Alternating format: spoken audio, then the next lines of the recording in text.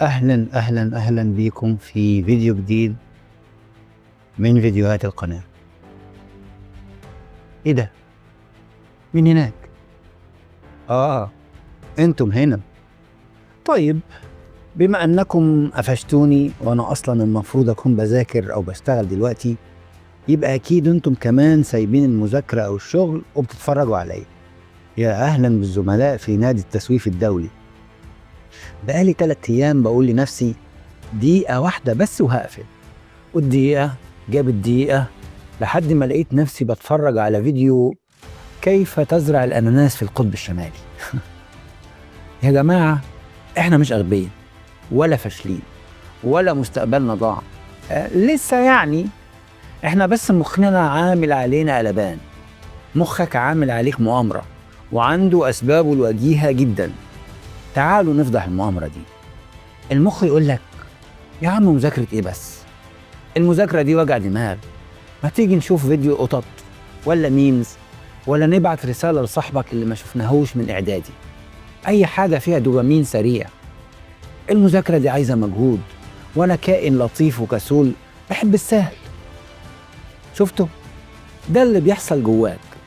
مخك عايز الطريق السهل، عايز الرايق، بيحميك من التعب من وجهة نظره العبقرية. فأنت تلاقي نفسك ماسك الموبايل بالساعات، وأول ما تمسك الكتاب تنام. يا ساتر يا رب، إيه الضرب ده؟ ده يا فندم تشتيت مودرن يا جماعة. رسالة واتساب، إشعار فيسبوك، فيديو تيك توك، صاحبك باعت لك ميمز، التطبيق بيقول لك وحشتنا يا بطل. يا عم ارحمونا. ده مش ضعف شخصية، ده سلاح دمار شامل للتركيز. احنا مش بنذاكر، احنا بنحارب في جبهة. طيب، أنا بذاكر ليه؟ عشان أنجح. طب وبعدين؟ لما عقلك يسألك ليه بنعمل في نفسنا كده، وانت تقول له معرفش، الناس بتذاكر قلت أقلدهم. طبيعي عقلك يقول لك طب فكك بقى، لازم يكون في ليه، هدف، حلم، عشان ما نقولش هو منين يودي على فين. صدقني، من غير ليه مفيش طاقة، مفيش بنزين. يلا نشمر دراعتنا ونكتب. خلاص عرفنا المشكلة. تعالوا بقى نحط خطة الهجوم المضاد. رقم 1، نظام 45 و10.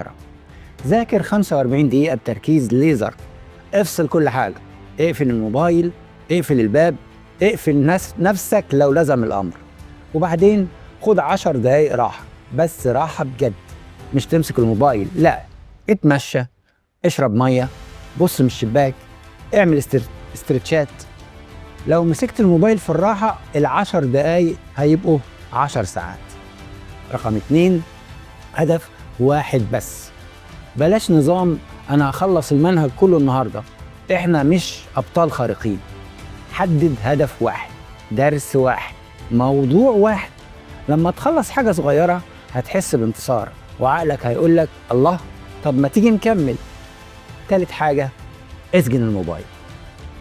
الموبايل ده عدو وقت المذاكرة، ابعده عنك. خليه في أوضة تانية، نزل برنامج يقفل الإشعارات.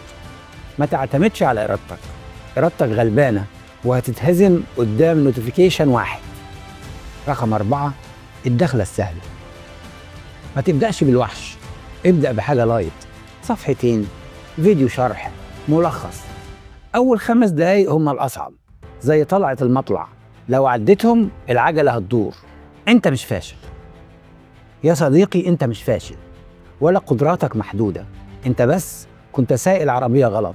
افهم دماغك سايسها، اديها نظام سهل وهتلاقيها بتديك أحلى شغل. التغيير بيبدأ خطوة بخطوة، والخطوة دي تبتدأ دلوقتي. قم بقى، سيب الفيديو وافتح الكتاب واكتب لي في الكومنتات هتبدأ ايه بإيه النهاردة، عشان أشجعك. يلا ابدأ صح، تخلص صح.